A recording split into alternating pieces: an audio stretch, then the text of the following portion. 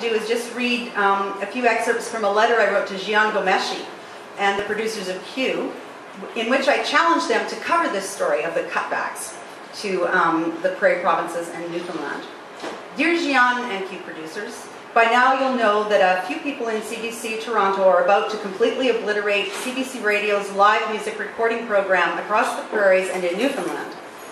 This is not just about Harper and his cutbacks. This is also about CBC Toronto deeming our Prairie musicians and music events unworthy of regular recordings and historical archiving. It's about the journalism side of CBC being favored disproportionately over the art side of CBC's mandate.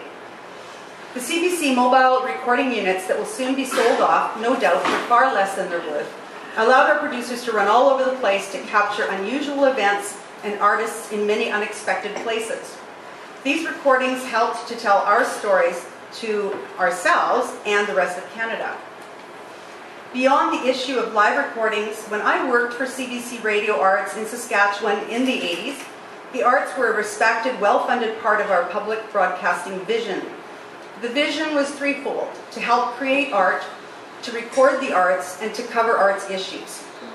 To accomplish this, 8 or so people worked full-time in the radio arts department, including me, plus a few dedicated technicians, plus a few freelancers. It was a vibrant group doing good work, and our existence supported what we artists are constantly saying: the arts are important. As of this last round of cuts, that same radio arts department in Regina is now 1.5 positions, with no dedicated tech and no freelancers. This time, of 90 existing CBC positions in Saskatchewan, there were 3 full-time positions cut, the one in L'Orange and then 2 in the tiny radio arts department, thus leaving the aforementioned 1.5 positions. So, as it turns out, CBC is really not so enlightened. When money gets tight, CBC is really no different than schools that cut back their music programs or a government that doesn't see the point in having a film tax credit.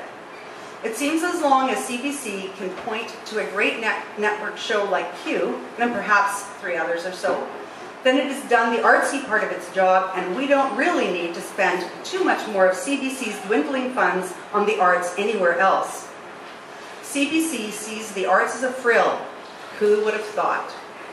Thank you.